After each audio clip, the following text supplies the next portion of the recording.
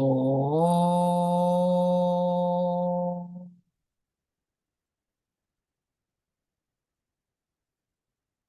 ॐ ब्रह्मानन्दं परमसुखदं केवलं ज्ञानमूर्तिं द्वन्द्वातीतं गगनसदृशं तत्त्वमस्यादिलक्ष्यम् एकं नित्यं विमलमचलं सर्वधी साक्षिभूतं भावातीतं त्रिगुणरहितं सद्गुरुं तं नमामि। ॐ सहनाववतु सहनौ भुनक्तु सह वीर्यं करवावहै तेजस्विनावधीतमस्तु मा विद्विषावहै। ॐ शान्ति शान्ति शान्तिः। हरिः ॐ श्रीगुरुभ्यो नमः। हरिः ॐ। ॐ समस्तजनकल्याणे निरतं करुणामयं नमामि चिन्मयं देवं सद्गुरुं ब्रह्मविद्वरम् सद्गुरुं ब्रह्मविद्वरम्। So last time we saw 23 and 24 verses. Rudranam Shankarachasmi. Rudras, I told you, Rudras are those that make us cry. Subjectively, they are our sense organs. And Sham karoti iti Shankara, that which calms us down. That is what Bhagavan says. So thinking of him in sorrows will calm us down. And that is what is meant by I am Shankara among the Rudras. Vittesha, Vitta Isha, Kubera. I am Kubera among the Yakshas and Rakshas. Yaksha, I told you, Bhoga Pradhan. So when Brahmaji created them, they started eating Brahmaji only. So Brahmaji created Raksha to protect him. But then Raksha were Artha Pradhan, they are Artha Pradhan, which means they will collect all the money, but they will not spend. These guys are Bhoga Pradhan, so they'll collect the money, they'll spend too much. But Kubera is a balance. He's the step brother of Ravana and Vibhishana, but he keeps them in check. So he's the treasurer of the gods. So by saying I am Kubera, then in wealth, we must try to balance our income and expense. That is the idea. And then remain balanced in all situations as well. Vasunam Pavakash, 8 Vasus are there. One of them is Agni. Pavaka is Agni or fire. Fire is the presiding deity of speech, and this fire becomes a bridge between the manifest and unmanifest, between Vibhuti and Yoga Sthiti, because when the tongue says, I am body, mind, intellect, it is the Vibhuti manifest, but the same tongue can say Aham Brahmasmi. So Agni becomes the bridge between manifest and unmanifest, and therefore he says, I am this thing. And Meru, I told you, Meru stands subjectively for our spinal cord, which is holding our body in place, and therefore Bhagavan says, I am that Meru. Meru is a mythical mountain, you can say, which I told you runs like transverse and supports all the entire earth and the heavens and everything. So, but in our body, it is the spinal cord. It is represented by the spinal cord.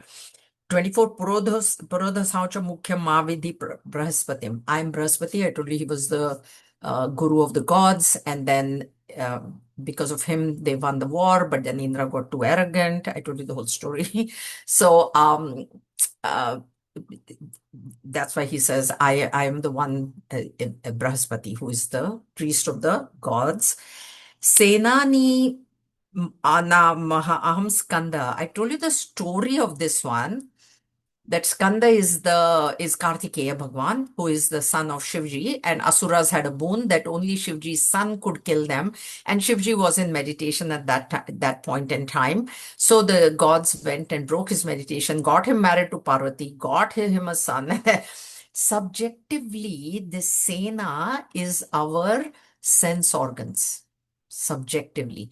And the leader of so this Sena, which is the sense organs, which is, and the ruler is, and the king of the sense organs is the mind. Now, in the mind, these asuras represent negative thoughts. And the one who can kill them, right? is Skanda. Skanda also means Spanda. Spanda means that enlivening force within us. So Shivji representing the pure consciousness, and his son is who in our body? Chidabhasa. Son of pure consciousness means the reflection of pure consciousness. Chidabhasa, which is happening in our intellect, is Skanda here. Because that Chidabhasa, that Jiva, can now kill the negative thoughts, asuras. And so subjectively, this Skanda is Chidabhasa. So here also, Bhagwan is telling us the Jiva Brahma, by saying, I am Skanda, I am only that Chidabhasa, which we think we are separate. It is our ego in that we think I am Jiva, I am separate from God. He's telling us here by saying Skanda, I am that. And then Sagaras, Sarasamasmi Sagara, among the bodies of water, I'm Sagara. It's, ocean is, I told you, is very deep, never loses its boundaries, no matter how many rivers come in. If no rivers come in, it doesn't get depressed. So that's why the realized master is always compared to an ocean. He's deep like the ocean. He always maintains his balance. And therefore, Bhagavan says, among the bodies of water or among not lakes, any body of water, I am ocean because of the depth. All right. We didn't read 25, no? I think we stopped at 24. Correct? Okay, now we go on further. Maharshinam bhruguraham giramasmaikamaiksharam yajnanam japayajñosmi sthavaranam himalayah. Among the great rishis, I am Bhrigu. Among words, I am the one syllable Om. Among sacrifices, I am the sacrifice of silent repetition, Japayajna. Among immovable things, the Himalayas. Rishi means mantra drashta, Rishi. Rishi is, the meaning of Rishi is seer. Mantra drashta means these are the seers in their high states of meditation. The mantras of the Vedas were revealed. They are Rishis. Now, when the Rishi, Bhrigu also is a Rishi. Bhrigu is a son of Brahmaji. He's also a Rishi. And when they have satsang, they only talk about God, not like us. We gossip, we talk about Trump. But you get the point. So these rishis, they were having a satsang, and then one day their discussion was, who is the greatest? Is it Brahmaji? Is it Vishnu? Or is it Shivji? So they had a discussion. Who is the greatest? So Bhrigu was appointed to go determine who is the greatest. Go. So Bhrigu, fine. He's a rishi. He goes first. He says, my dad, no, let me go to my dad's house. Now, Brahmaji thinks, see, Bhrigu has gone as a representative of the rishis. But Brahmaji thinks he's my son. So, there's a difference. No, son is, who cares? Rishi means, but Bhrigu is treated as a son. Means it's Brahmaji's son. So he doesn't think of him as a rishi and please come and sit and nothing, no, hospitality. So Bhrigu says, no. He didn't treat me with respect. So what if it's my father? I've come here as a representative of the rishis. So he should have treated me like that. He did. So he's fine. He goes to Shivji. Shivji is in meditation. And Parvati is there. She says, oh, Bhrigu Rishi has come. So she goes and she cannot disturb Shivji. Shivji is not getting disturbed. He's in meditation. And Bhrigu says, what is this? Rishi has come. He must break his meditation and he must come and, this thing. So he says, no. Goes to Vishnu. Vishnu is now lying on the Sheshanag. What he does is, he goes and kicks him hard on the chest. Bhrigu. So immediately Vishnu wakes up and says, oh my God, Bhrigu Rishi, is your foot okay? I'm so sorry that my hard chest must have hurt you. And there are feet on Vishnu's chest, by the way. There's the markings of feet there. That is Bhrigu Rishi. So Bhrigu then declares Vishnu as the greatest god among the three Vishnu. So Bhagwan is saying, I am Bhrigu among the rishis. That is why he says that. Among the words, Om. Now, what to talk of Om? We have talked so many times. Ma, Akara, Ukara, Makara, representing the waking, dream, and deep sleep states. So, and then as well, which is these three are the Vibhuti Sthiti. The silence between the Oms is Yoga Sthiti. So, Om, and Om is the primordial sound. Then Ma, it's two vowels and one consonant. So the three alphabets represent the entire gamut of the alphabets, and so the three Om becomes a representation of all, names, because no name can be formed without the alphabets.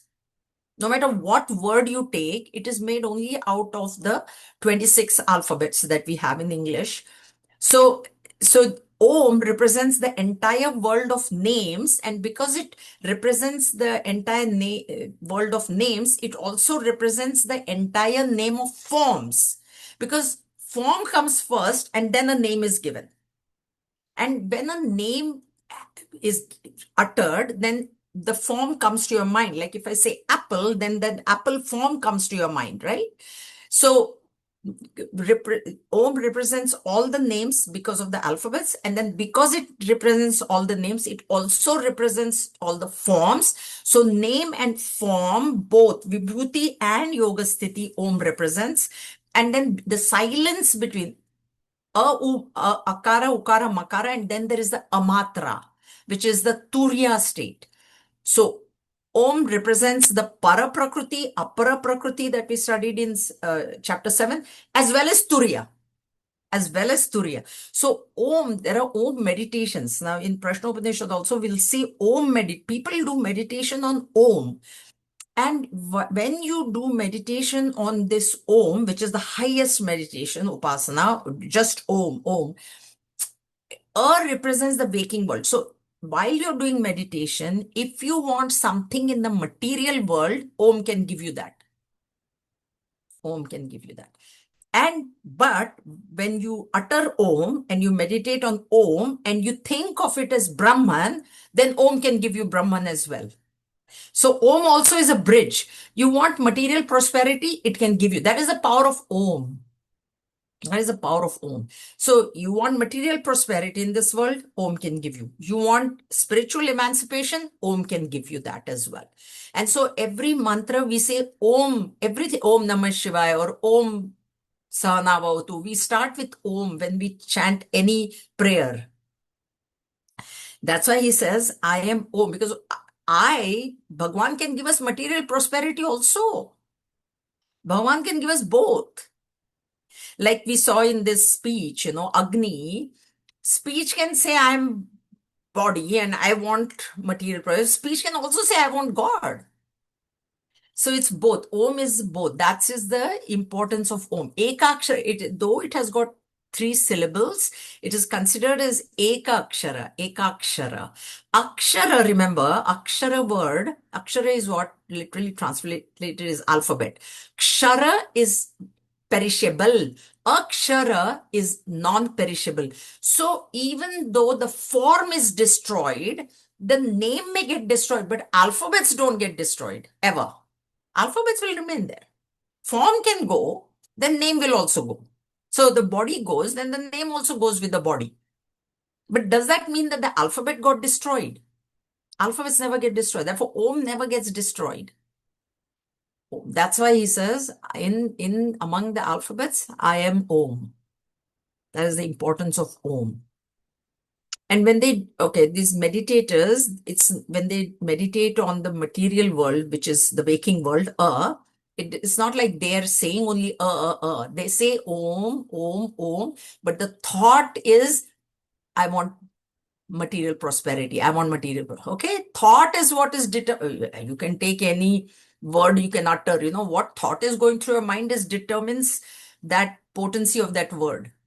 So That way they do this Om meditate, can be done, Om meditation can be done. And therefore he says, among the alphabets, I am Om. Yajnanam japa yajna.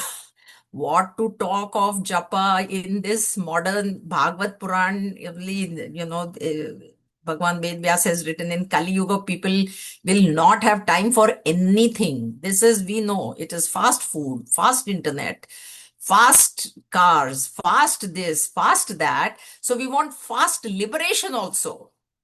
That's what we want. We don't want to wait. Then Bhagwan says the easiest thing. Those who have studied Manache Shlok with me, I told you how many verses Samarth Ramdas has talked about Nama Mahima. And there I said, Bhagwan himself has said, that's what the important, because the name, Tulsidas ji to says name is even more important than Sri Ram, he said. Why? Why? What do you mean name it? They said Ram, during when he was there in his period, he maybe liberated a few souls, maybe hundreds or so. Okay, whatever. But even after he's gone, his name is liberating thousands and thousands of jivas. Just the name. Just the name. So that's why Tulsidas says name is even more important than Sri Ram. Rama's name is more important than Rama, he says. But of course, without Sri Ram, there wouldn't have been a name. But that is the potency of the name. That is why we keep saying, take the name of the Lord. Not that you have to openly take it, but in your mind, think of the Lord. Because see, I told you, if I say apple form will come. But if I say Krishna, and then the God's form has to come. Krishna, I mean, not my son is Krishna, not that, not that way. So when you utter that name, that form comes to your mind. So you think of the Lord. So he says in Kali Yuga, because this Gita was told for Kali Yuga only. Gita was told in Dwapar Yuga, which is one before Kali Yuga. Bhagwan knew Kali Yuga is coming now. And in Kali Yuga, Adharma is going to be on the rise. And people are not going to have, people don't even have the knowledge of doing this yajna. Previously, in this Satya Yuga, no, people form of prayer was meditation only, because the mind was so pure. There was so much dharma that there was no forms, nothing. So they would only meditate on that supreme reality. Then as next yuga came, then adharma started increasing. Then they started doing yajna. So gross. Meditation is very subtle. It's only in the mind. Now they started doing yajna, this. Then in Dwapar Yuga, form came. So idle. So yajna also, people were not that much, they were doing, but form then became very important. And now what has happened is, form is so gross, but even form, that worship we don't know. Forget doing yajna, this swaha swaha, that we don't know only. But even like 16-step puja also, how many people know? They don't, right? So that's why we say at least light a lamp. Now that's how we have come down to. You don't know the 60, at least then now at least take his name, because even to light a lamp in the morning, we don't have time, because we're getting up late, then we're getting late, then we don't even take a shower, then we don't have time for lighting a lamp. Then Bhagwan is, at least take my name, at least. So this is the least, but the power is great of the name. So he says this thing, Sthavaranam Himalaya, among the immovable objects, I'm Himalaya, the greatness. It is like Sagar also, Himalaya, the tallest peak, and those things. Okay. Next. अश्वत्थ सर्ववृक्षाणां देवर्षीणां च नारदः गन्धर्वाणां चित्ररथः सिद्धानां कपिलो मुनिः. Among all trees, I am the people tree. Among divine rishis, Narada. Among Gandharvas, Chitraratha. Among the perfected ones, the Muni Kapila. So this people fig tree, Ficus religiosa is the botanical name of this tree. Why is he saying that I am of course, the same Ashwatha tree is mentioned in chapter 15 as as a metaphor for this world, Ashwatha. But the peculiarity of this tree is, see, normally any tree, you take a seed and the seed you directly plant into the soil, and then you provide it with water and sunlight and everything, and then the tree grows. But this fig seeds, if you directly plant them, they don't sprout. The figs apparently have to be eaten by the birds. Then the seed goes through their GI tract, comes out as their ficus, and then that seed is planted, and then the tree comes. That is the peculiarity of this tree. That's why Bhagwan is saying, I'm this tree. Now, why is Bhagwan saying I am that? What is it indicating to us? Seed is, what is seed? Prakriti, matter. Until that matter comes in contact with the spirit. Bird is live, na? Sentient. Bird is eating that seed. So that seed, Prakriti, representing Prakriti or Maya, has to come in contact with the pure consciousness.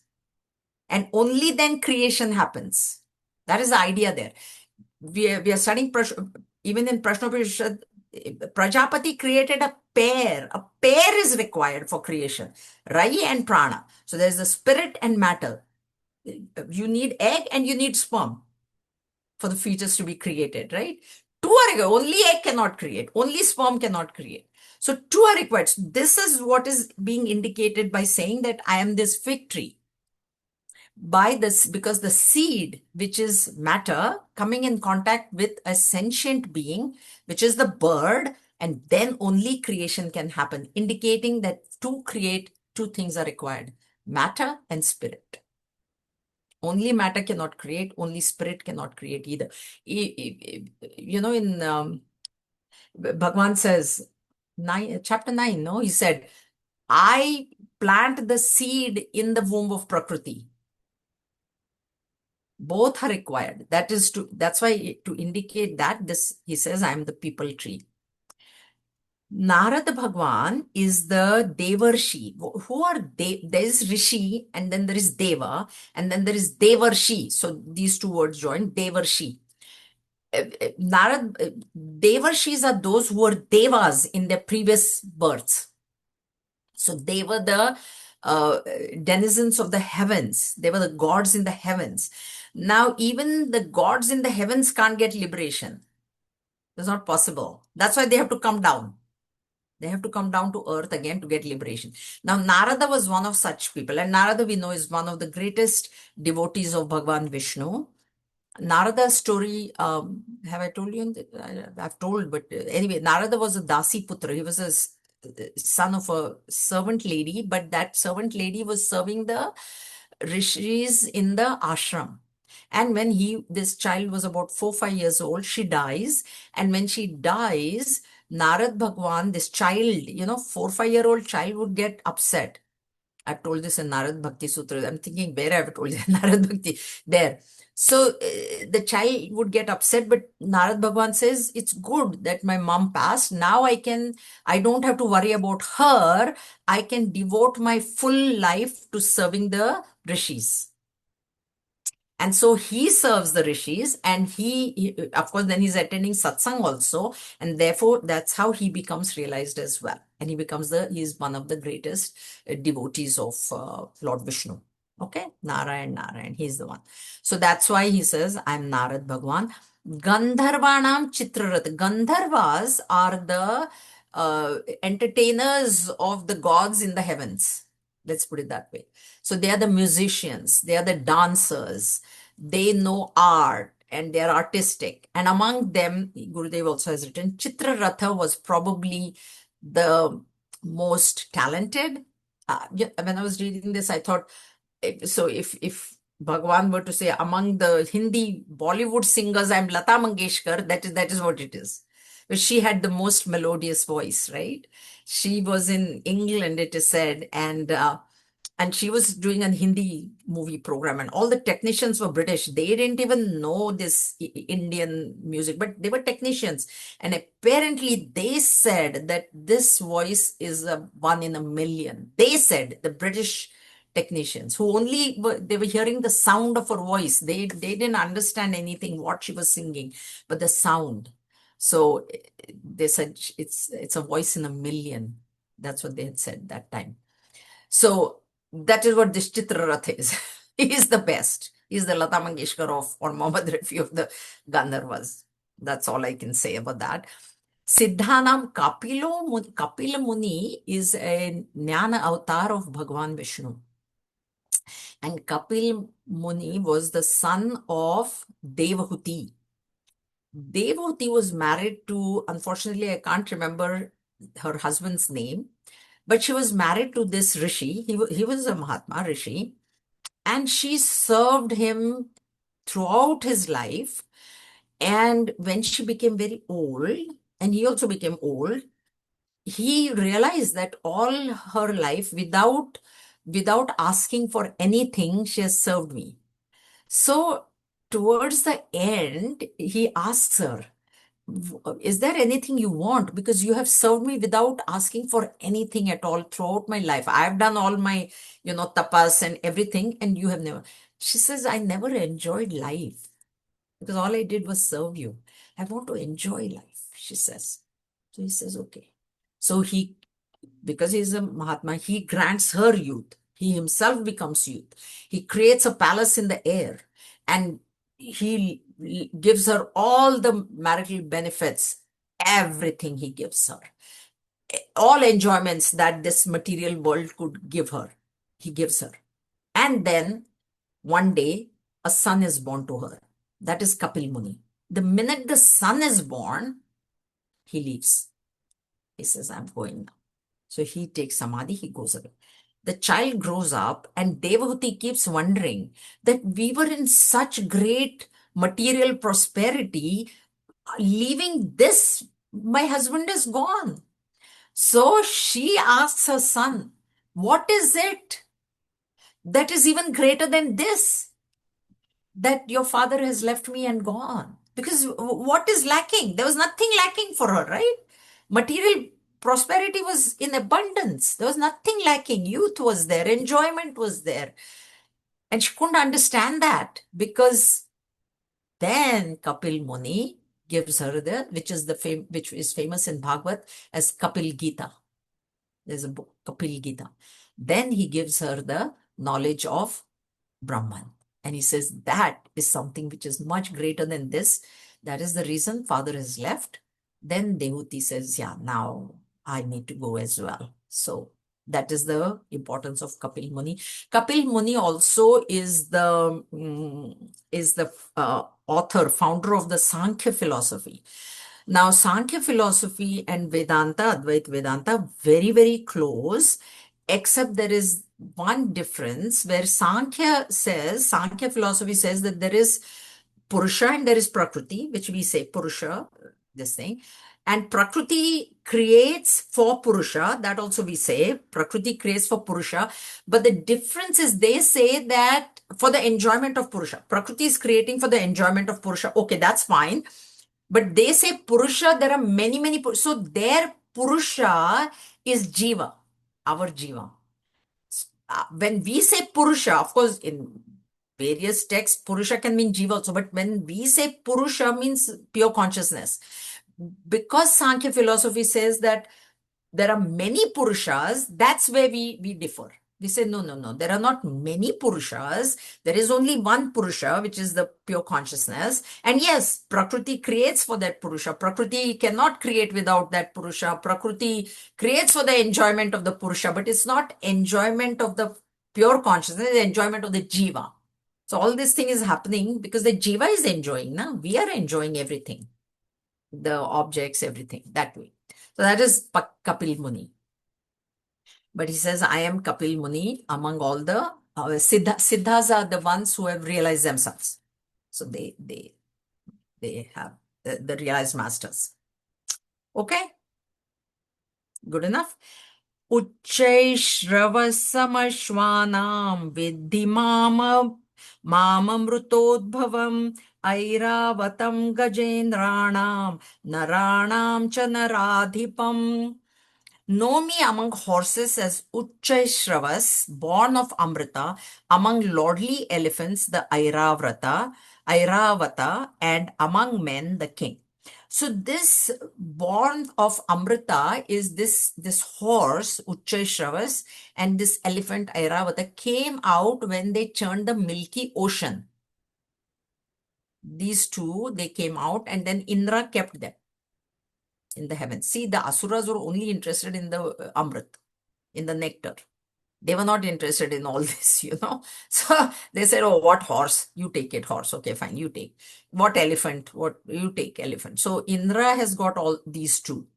And they came out of, that's why he says, born of Amrita means born from the churning of the Milky Ocean. And they are said to be residing in the heavens, this horse and this elephant. And among men, the king. So king is the leader, na? Nrupa, Nru word is come, Nayati, Nayati. Nayati is lead, to lead. So na also means niyati. Niyati means destiny. So destiny leads our life and the king leads the people. Na? He sets an example, a good king. You know, he would take care of the people. He would take care of the Brahmins. So he is the controller. So here by saying, I am the king, he says, I am the controller. Bhagwan is saying. Not much of a story here. Not all of them have stories, but quite a few have. Okay. आयुधानामहं वज्रं धेनुनामस्मि Kamadhuk प्रजनश्चास्मि कन्दर्पः सर्पाणामस्मि Vasuki. Among weapons, I am the thunderbolt. Among cows, I am Kamadhuk. I am Kandarpa, the cause for offsprings. Among serpents, I am Vasuki. So this thunderbolt, Vraja, is the thunderbolt of Indra. And I told you the story, the thunderbolt of Indra has been made from the bones of a realized master, the Dichi. And because they are the bones of a realized master, and realized master is what knower of Brahman becomes Brahman, means actually is Brahman. So this Vajra is so strong that it can actually shatter a mountain. That is the power of this Vajra. And that is this Vajra that he had hit Bal Hanuman. That's why Hanumanji has got a cleft. So imagine Hanumanji was so strong that this thunderbolt also could not kill him. And therefore, there is this word pavitra, na? Pavitra word is there, right? Which is loosely, means it is translated as pure. Pavitra is pavehe trayate iti pavitra. And pavehe is what? The thunderbolt of Indra. So Bhagwan, pure consciousness, if once you realize yourself to be that eternal self, you will not have fear from thunderbolt, from this thunderbolt, Indras. Why? Because thunderbolt can kill you. But once you realize that you can never be killed. Why? Because you are the pure consciousness. That Jiva Brahma Aikya, when you recognize, then you will not have fear of thunderbolt. Otherwise, thunderbolt will always, you will have always fear, because if it falls on you, you're going to die. If you consider yourself to be the body, then there's going to be death because of thunderbolt. So this is what Bhagwan is saying here. Among the weapons, I am thunderbolt, because I'm very, very powerful. Na? Thunderbolt is very, very powerful. Dhenu is cow. Among cows, Kamaduka again is a wish-fulfilling cow who resides in the heavens. Kamaduka, who had Kamaduka was Vashisht Rishi. Who is Vashisht Rishi? Vashisht Rishi is the priest of the Ikshwaku clan. Ikshwaku clan is who? Rama's clan. So in Dasharatha's kingdom, Vasisht Rishi was the priest. He is the one that has named the boys Rama, Rama, Lakshman, Bharata, and Shatrughna. He is the priest. Now this Vasisht Rishi's ashram had Kamadhuk, the wish-fulfilling cow. One day, Vishwamitra Rishi was a king. First, Vishwamitra was a king, very powerful king. So one day what happens is, Vishwamitra arrives at the ashram of Vasishta with his entire army.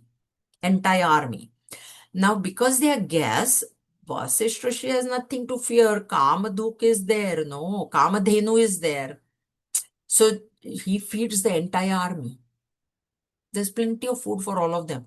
So Vishwamitra gets curious. He said, how is it possible that rishis are generally poor, how can they feed my whole army? So he asks Vasisht Rishi, how did you do it? So Vasisht says, no, I have Kamadhenu, and Kamadhenu is the wish-fulfilling cow. So I said the whole army has to be fed. She gave me all the food. Now Vishwamitra says, I want that Kamadhen. Vashishta says, no, she's mine. I'm not going to give it to you, give her to you. So what he does is he attacks the ashram. Vishwamitra attacks the ashram, wages war. So Vashishta, she goes to Kamadhenu and says, I need an army now. It's wish-fulfilling cow, whatever you wish. He wished food, she gave food. Now he wished an army. She gave an army bigger than Vishwamitra's army. And her army defeated Vishwamitra. Then Vishwamitra, he had tube light. He thought, oh, this Brahmarshi has got great power than me, because he thought he was powerful king, na Kshatriya. I'm so powerful. Now he realized that so he gave up his kingdom and he went and did tapas. Vishwamitra did so much tapas that Indra got scared. I told you, Indra is the most fearful person. He thought if his tapas is complete, he will become king of this thing. What? So he sends Menaka, the Apsara, to disturb his meditation. So his meditation gets disturbed. Then that's the story. But Kamadhukya, Kamadhenu, she's the wish-fulfilling cow.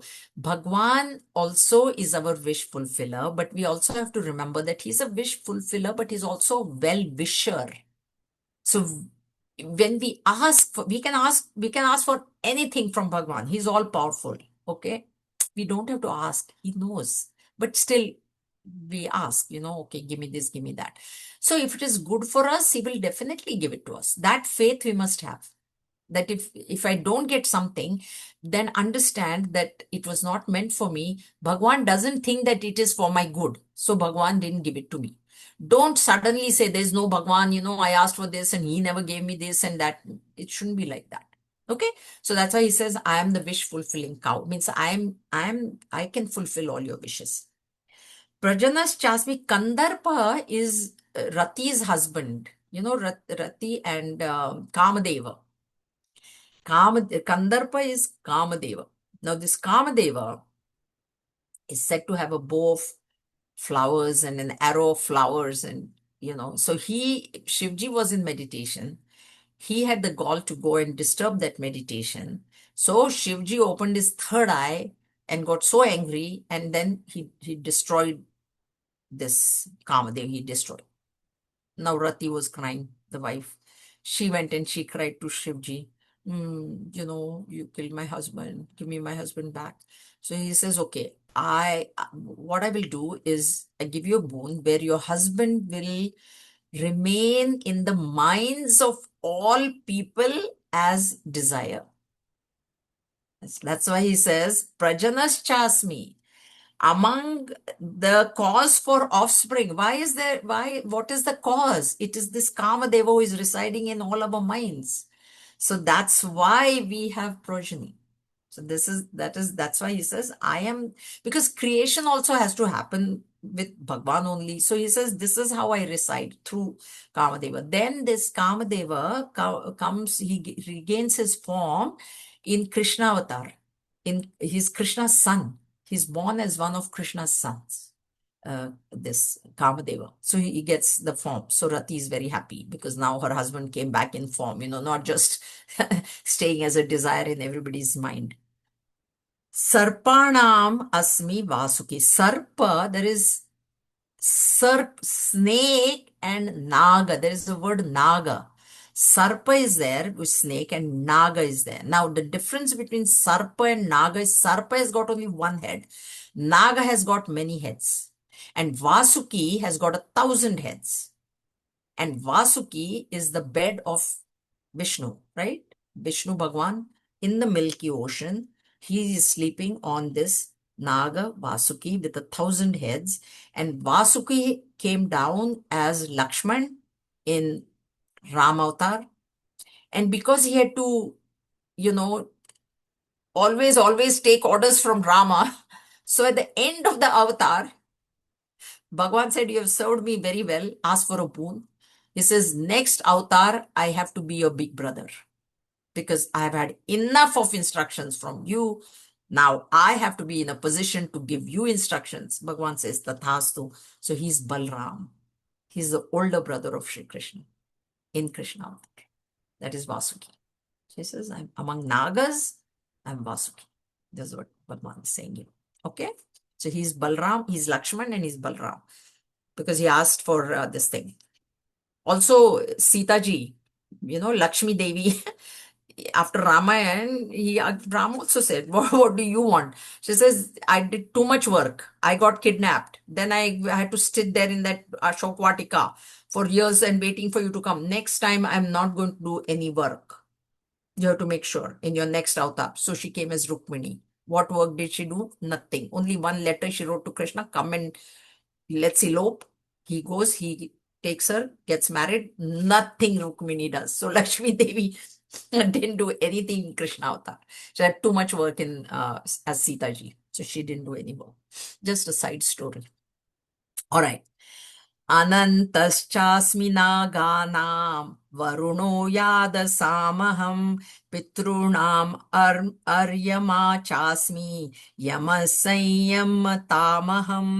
I'm Ananta among Nagas. I am Varuna among water deities. I am Aryama among Pitrus or ancestors. I am Yama among controllers. This Aryama Ananta Shasmi Nagana. So Ananta is what? No anta, no end. Ananta, right? Anta is end, and Ananta, when you add an to it, Ananta, no end.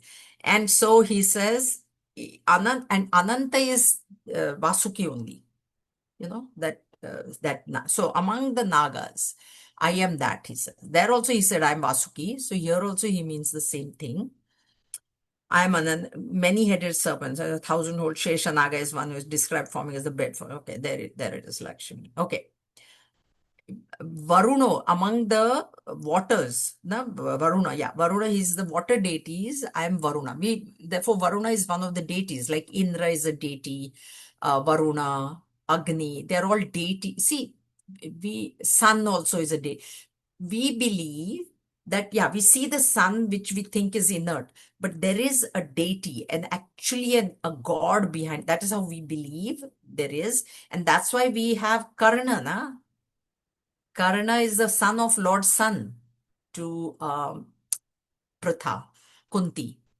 He's the brother of the Pandavas, right? So there is a deity. So that's what Bhagwan is saying. I'm Varuna among the water deities. I'm Varuna. So Varuna is the deity there. Pitrunam Aryama is the ruler of the world of ancestors. Pitruloka that we call, it is believed that the soul, upon death, the soul goes into the world of ancestors for 1 year, 12 months, our 12 months. Our 12 months, our 1 year is there 1 day. That is the connect. And therefore, we do Shraddha Karma once a year. When we do Shraddha Karma once a year, we are actually feeding them every day because that's their 1 day. The time concept is different in different worlds. Even for us, in deep sleep, we hardly notice time, right? We can sleep and both things have. I thought, oh, it was only 5 minutes. 1 hour is gone after my snooze alarm, right? Or I thought, oh my God, how long did I sleep in the afternoon? Oh, only 10 minutes. I thought it was like 1 hour. So concept of time, that's why time is imaginary. That's why it is a time, because, when you're happy, you feel like time is very short. Arey, so short. But when you're sad, then it feels like time is not passing. So this Pitruloka is the one where our ancestors go first, it is said. And then the jiva gets placed in whatever womb. Okay. There are both theories in this. This is one theory.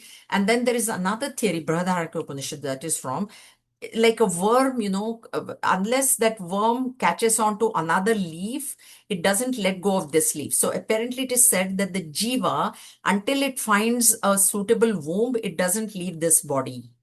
That is also one theory. We don't know which one. So that's why in Bhagwan Shankaracharya's words, it's best not to go after any theory. After you leave the body, just merge with the Supreme. That is that's the best.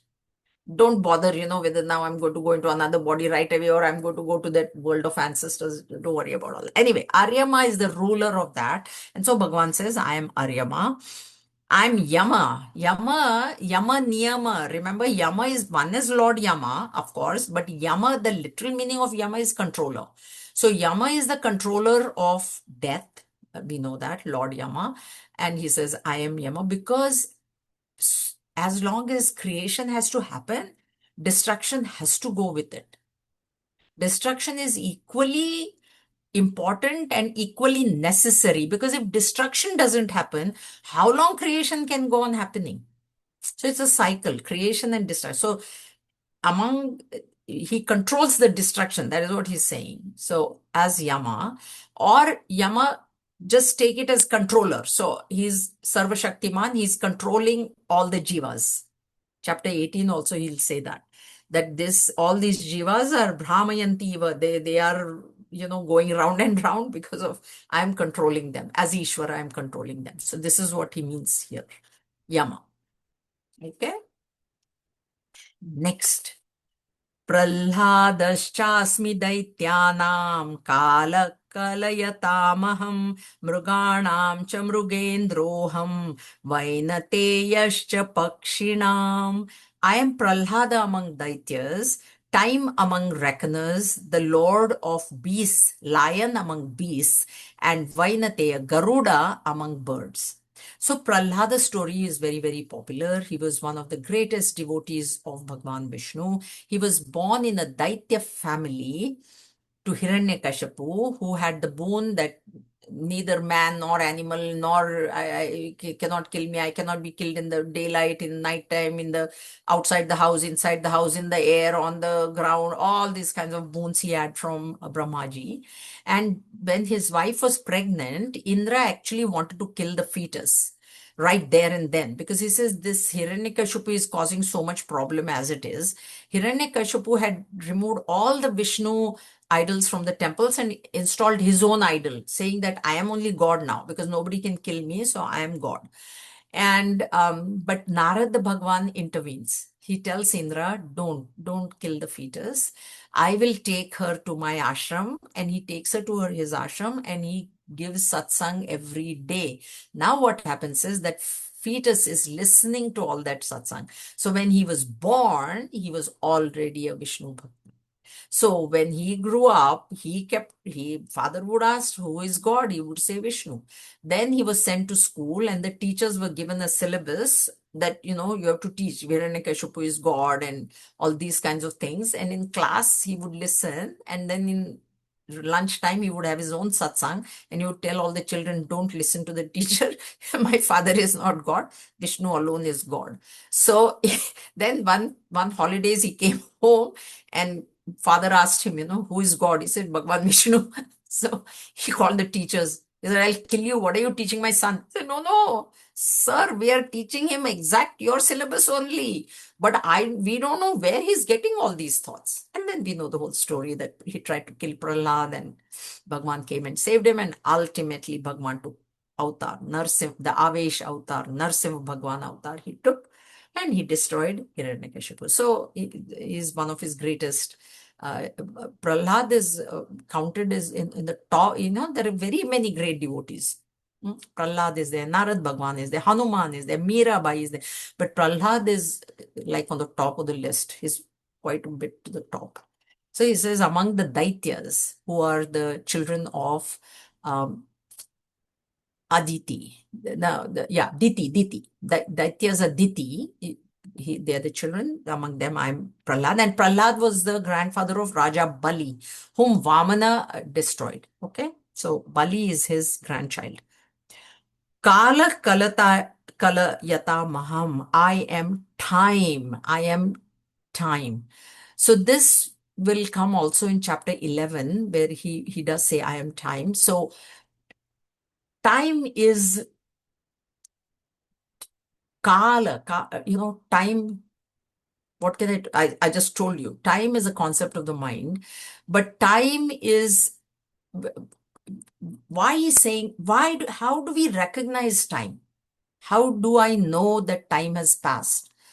Because in the change, that is, I recognize time because there is a change in situation. So early morning it was dark and now it is light, so I know that time has passed. Okay, that is how I know. Now afternoon will come, then I'll say again time has passed. And that's why I told you, in sleep I don't know how much time has passed because the mind is folded. But to see the change in time, time actually is described as a distance between two thoughts. I had this thought and now I have this thought and time has passed. But to experience time, there has to be an unchanging substratum. Otherwise, time cannot be experienced. And that is why in deep sleep, I do not experience time. I don't know how long I have slept. Not that the substratum is missing, but the mind is folded. Mind is missing there in deep sleep. Substratum is there still. On that background of the substratum, the mind, when it recognizes the change, and the mind is recognizing the change because of that unchanging substratum, then I say that time has passed. And therefore he says, I am, by saying I am time, I am the one who is controlling time. Because without me, you cannot experience time. There cannot be any time without me. I am there, the unchanging substratum. That's why we say I have grown, because I know myself as the child body, then the youth body, then the old body, right? So that change in body, there is something unchanging within us, which is experiencing, giving us the experience of that change in the body. Mruganam Mrugendroham. So lion, Mruga. Lion, is same idea like Himalaya, same idea like ocean. He's the most powerful beast in the jungle. He's the king of the jungle. All the animals are very okay with it. There is never an election in the jungle, na? Who is the king? Who's going to be the next king? No. It's that lion only is going to be the next king. So powerful, indicating power. And among Garuda is his vehicle, Vishnu's vehicle. He is very fast. So he says, I am Garuda. There's not much story there, but this is what he's saying. So when you see Garuda, when you see lion, when you see the lion, the majesty of the lion, Garuda also, huge wings, very, very fast bird flying in the air. Think of Bhagwan. This whole Vibhuti Yoga is meant for us to think of Bhagwan and nothing else. Okay? Those of us who are gross-minded, who are more extroverted, okay, you're looking at the world, think of me. He's given a very, very easy method. This is a method of upasana, which Prashnopanishad is exactly the complicated version of chapter 10. Prashnopanishad, there you have to sit at one place and do upasana. But here he is not, because we can't sit at one place. Kaliyu, we cannot sit. We are always on the go. So it's okay, you're on the go now. You're going, okay, you go to the Himalayas, you think of me. You go to you'll say now, in among rivers, you see the trees, okay, Ashwatha tree, that's me. Bird you see, that's me. This you see, that's me. So that way. Okay, any questions? Not much question, not much here. Okay, so we will have a class next Sunday, which would be 30th of November. Okay, and so if there are no questions, I will close.